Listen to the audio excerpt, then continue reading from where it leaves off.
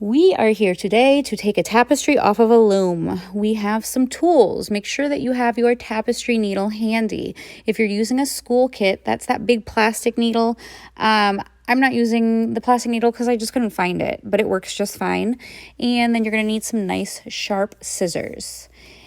The first thing I'm going to show you now is how to clean up the back of your tapestry, if you haven't done so already. If you have, you can go ahead and skip this part. But once you're done weaving, you're going to have all of these little tails where you stopped one piece of yarn and started a new one. This might be because you changed color or because you just ran out because we were working with those 2 arm's length pieces. That was the recommended length of the yarn. So I am single knotting 2 pieces together, and I am looking for the 2 pieces that are closest together. So every time you stopped one piece of yarn and started the next one, you hopefully started the next one right next to or above where you left off. And that means you should have 2 tails side by side. They might be 2 different colors. If you change colors, they are going to be 2 different colors. So you could be tying 2 different colors together like I'm doing a lot here. But you want to go ahead and tie those into a single knot, and that's at least what I'm recommending. And just give it a nice little tug and make it nice and snug. And that's going to do 2 things. It's going to kind of smooth out the front if any of the tails were leaving bumps in the front. And it's also going to take that knot that you're making, that single knot, and it's going to kind of tuck it and pull it into the back of the tapestry so it lays a little bit more flat and isn't as noticeable. However, keep in mind, if you're making something to hang on a wall, no one's going to see it anyways, which is why if you feel more comfortable, you can add a double knot in there. So if this is your first time weaving and maybe you're not confident yet enough about taking this off of the loom and what might happen, you might feel a little bit more secure by putting a double knot on there, and that is absolutely fine too. I have also seen... I watched a number of textile artists do this because I am by no means a professional. But I have also seen the professionals, some of them, they've done all 3 of these things. They've done the double knot, they've done the single knot, and they've just trimmed it. That's the 3rd thing I've seen them do without tying it off at all. I'm not quite ready for that, or brave enough, I guess I should say, for that yet. So I like to tie mine. And I recommend that you do too at first. All right, so what I'm showing you right now, though, is I did do a couple double knots on the top. And you can see those stick out a little bit more. They make a little bump. And so I kind of split the difference. I like to tie it off, but I kind of do a single knot so that I don't get that big bump on the back. However, again, if you are making a tapestry to hang on the wall, you're not going to see it anyways. So if you want to, double knot away. Okay. Really quickly, let's just talk about trimming the back of these. Just get as close as you can to the knot without cutting it. And my best advice on this is cut 1 string at a time. If you are working with a lot of strings close together like I am, it's really tempting to try and cut more string at once. You can see I do it a couple times.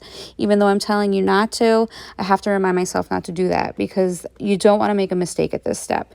You don't want to cut the wrong thing. You've just spent so much time making this beautiful tapestry. And if you make a mistake with the scissors, there's a good chance you're not going to be able to fix it. So just really take your time on this part. Okay? I will take a moment here while I finish this up to tell you that I am working on bookmarks, actually. So a little backstory: when I started making this video, or when I decided to make this video, or I should say when I was asked to make this video, I'm rambling, excuse me, I realized I needed a tapestry on a loom. I didn't have one readily available that I was working on. So I went ahead and I warped my loom, and then I said, you know what, I'm going to make some bookmarks because I haven't done that yet. So here are my bookmarks. Everything's nice and neat on the back. I'm giving the weft, the yarn that went back and forth across, 1 more push down. And now I'm going to show you how to tie it off. And even though these are bookmarks, I am going to show you how to tie them off as if it was a full single piece tapestry. Always start with the bottom. You're going to take the bottom apart first. And the first thing we're going to do is pull that cardboard out. And you're finally going to see, if this is your first time doing this, why we put that cardboard there in the first place. So now you have a gap between the bottom of your weaving and the pegs on the loom that's holding your warp thread. And it's just going to make it easier to tie off your warp thread, which is what we're going to do now. So check and see if you pulled a nice tight warp, which you were supposed to do. You're probably not going to be able to pull that warp off the loom without cutting it. At least not for the first couple, but it's worth a little tug because you want to try and cut. You're going to cut through the loop, one loop at a time, and you want to try to cut through that loop as close to the middle of the loop as you can, if that makes sense. The goal is to have, once you cut the loop in half, 2 little tails or strings coming out of your tapestry that are about the same length, because the next thing you're going to have to do is tie those in a knot. And if you cut one that's super short and one that's super long, it's just going to make it that much harder to tie it. Now on your first one on the bottom and your last one on the top, you're going to have that little lone string without a buddy. So cut that off too. You're just going to tie on your first knot 3 strings together. So you're going to bunch that first little lone string in with your other 2 strings that come off the second peg in your loom. You're going to tie those 3 together. And so we're going to continue to go all the way across, carefully pulling up the warp thread. Again, remember the warp thread is the one you did first before you started weaving those beautiful colors in and patterns and textures. You're going to pull those off one at a time, or cut those off as evenly as possible, as possible, one at a time, and you're going to tie them together. And you can see every time I do it, I give a little tug first because I think it's easier to cut it. I mean, it just is. It's easier to cut it evenly if it's not on that peg. And eventually you're going to get to a point. This is going to, your tapestry, the whole piece is going to start to loosen up the more you pull those off. So eventually you're going to get to a point where you can start to just slide those off and cut them. And so that's why every time before I cut into the warp thread while it's on the peg, you see me give a little tug first, and eventually I'm going to get to one where I figured out that I don't need to cut it first anymore. I can pull it off of the peg and then cut it. Okay.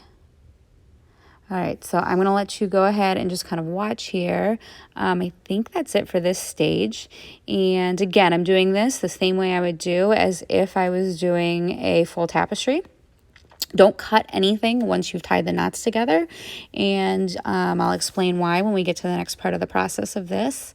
But once you kind of get the hang of watching what I'm doing, go ahead and start to pull your warp threads off of the bottom and snip them and tie them. You might even find, actually, I'm still talking, I know. You might even find that piece of cardboard that you had in there, you might want to go thicker next time, because this is hard. This is probably like the hardest part of this, tying these little teeny tiny knots. So part of you might be saying, oh, I'm so glad I had that cardboard in there. And then you also might be saying, I wish I had a thicker piece of cardboard in there. So it's something to think about going forward. And there's nothing wrong with putting a thicker piece of cardboard in there to give yourself more room to make these knots.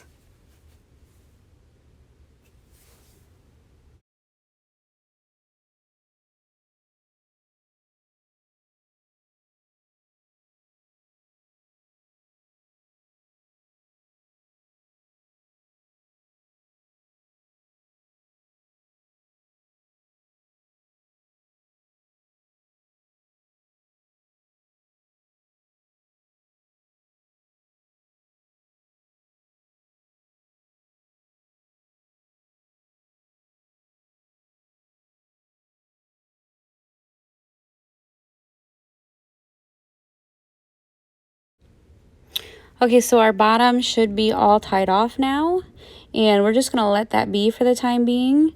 We're going to now work on the top of our tapestry. We're going to do it almost the same way. And then we'll come back and just kind of finish up. There's a couple different ways you can clean up the bottom of your tapestry. So there's a good chance that while you were taking the bottom off, the top started to kind of loosen up and come off of the loom also. That's totally normal. However, I would try to kind of like put them back on just loosely, because it just kind of lets you see where everything is. Because if you are now, remember, we're treating these 3 bookmarks as one hanging tapestry. So if you are making one hanging tapestry, you can see what I'm doing. I'm kind of counting off here. You are going to, on the top, repeat what you did on the bottom, but you're going to do it to every other peg.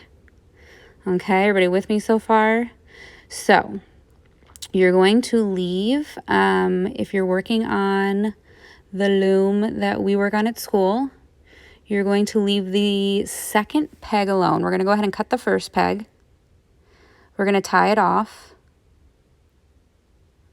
Okay, and this should be, these knots up here, you should have a little bit more room, and since everything's a little bit looser now, it should be a little bit easier than what you were doing on the bottom, but you're just cutting and double knotting exactly like you were doing on the bottom. And those are going to stick out, and it's no big deal right now because we're going to do something with them later. Okay, I kind of tucked it behind to get it out of my line of sight so I could see what I was doing, but we're not done with it yet.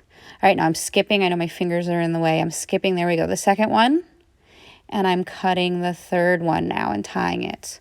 Okay, so here's why we're doing this. So you can hang your tapestry. If you want to have one of those beautiful tapestries that hang from a dowel, where you have the loops coming through, going around the dowel, and then it's hanging. Everybody knows what I'm talking about, right? You are going to want to skip every other loop. And then you're not going to do anything really with those afterwards. They're just going to be there.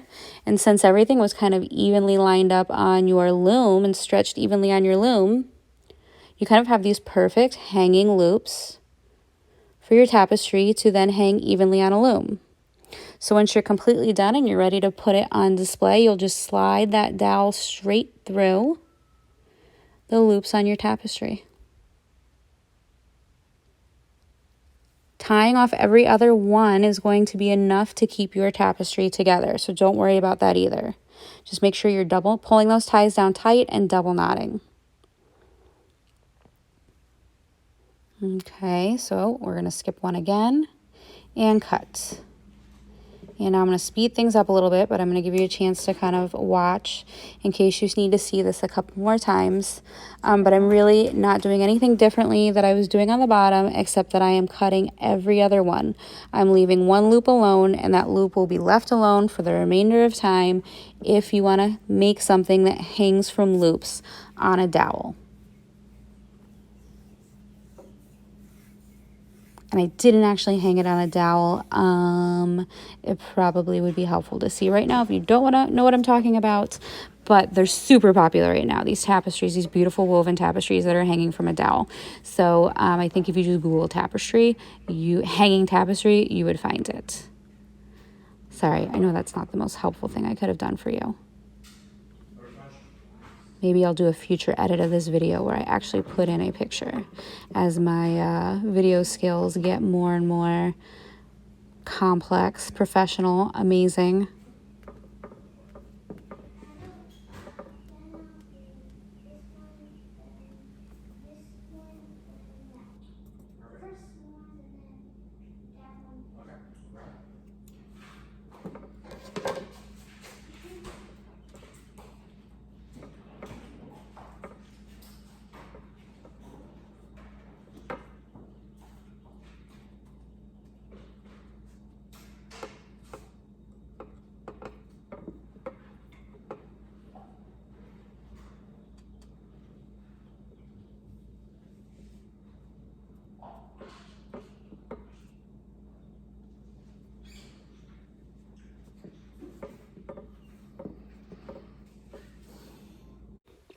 Okay, so this last thing I'm going to show you is actually not tricky at all. I think tying those little knots with the warp string is harder.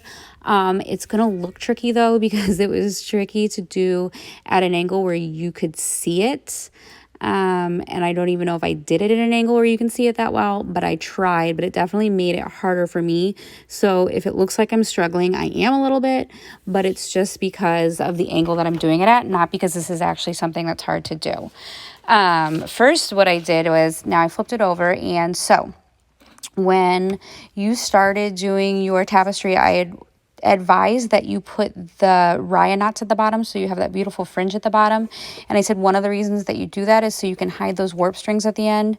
So if you have that beautiful fringe at the bottom, all you got to do is trim your warp strings and no one's ever going to see them. They're just going to blend into that fringe. Now, if you don't, you're going to do this step now with your tapestry needle on both the top and the bottom of your tapestry. Otherwise, if you do have that fringe, then you're just going to do this step. And if you're doing it on a tapestry, I went ahead and trimmed down my bookmark because I thought it would be easier for me to show you on this smaller bookmark than if I continue to use this as it was a tapestry. You're going to use that to hide the warp threads at the top of your tapestry that you cut and double knotted. Okay, and I know I'm not explaining what I'm doing here, but I'm going to do this a couple of times. So what I'm going to do is just talk you through the next one as I've kind of talked myself through this first step. But you can, like, again, here, I'm kind of yanking and pulling and I'm making it look harder than it is, but it's just because I'm doing it at an angle to show you, and so I don't have a good grip on what I'm doing. All right, but that's what we're going to do, is we're going to hide those threads now into the back of our tapestry. Ta-da! And it's just, oh, I know I'm terrible at these videos. I'm sorry. Oh, there we go. There it is. Okay, now you can see it. So it's going to just make a beautiful finish on the top of your tapestry. So what you're going to do is you're going to find where that knot was made, and you're going to take your tapestry needle and you're going to stick it through just a couple rows of your weft thread on the back of your tapestry right next to where you made the knot, or right underneath it. Okay, so just maybe 1, 2, maybe 3, no more, meaning the rows that you wove across with the weft thread. All right, I just kind of stick it through. And then when I get it about halfway or more through, I'm going to take those tails from my warp thread, the ones that are just sticking out after I cut them and knotted them off. I'm going to kind of twist them together so that I can run both of them through the eye, which is the hole in my tapestry needle. And actually, your plastic needles are probably better for this than my smaller needle. Okay, so I'm just pinching them and pulling them both through. And now I'm going to use that needle. I'm going to continue to pull it through the tapestry, and I'm going to use it to pull those warp threads that are sticking straight up right now down through the back of my tapestry so I can hide them into the back along with where all of the rest of my knots are tied off. Okay, again, remember, nobody really sees the back of this thing. Now, if you do want to make a bookmark, there's a couple of things we can do further with the back of our bookmark to hide our little finishing ends. But I didn't do that today. We'll save it for another time. All right, I'm going to show you one more time. So I'm going through just a couple of those weft threads, twisting it off, so twisting off my string so I can get them through my needle. And all you're doing, you really only need to do a couple, because all you're doing is you're just pulling it through so that it lays flat on the back. You're not trying to sew anything into anything. You're just trying to get it to lay flat so it hides into your tapestry and you're not seeing them stick up anymore. Okay, because if you were to just trim that, you would still have these like little, I'm going to call them hairs. They would look like little hairs sticking out of your tapestry. And we are going to trim those actually after we pull them through. You'll see here in a second. But now they're going to lay flat on the back of your tapestry instead of sticking straight up out of the top. Okay, so once you get done pulling those through, you're going to do that all the way across. And again, if you don't have that fringe on the bottom of your tapestry hanging to hide your warp threads on the bottom, or if you just want to hide them anyways, you can do this same exact step. You can repeat this on the bottom of your tapestry or on both sides. But now we're just going to trim those down a little bit shorter. We're going to lay them back down flat. And that, my friends, is it. Now, I didn't have time to say this at the beginning of the video where it would have been more helpful, but just know that here's the kind of stressful part. You get done weaving this beautiful tapestry and you look at it and you're like, I'm done. But finishing off is actually probably more work than you realize. It's more work than I realized. So just don't give up. Take your time because you made this beautiful thing and you don't want to lose the beauty of it and not finishing it the right way. Okay. Love you guys. Bye.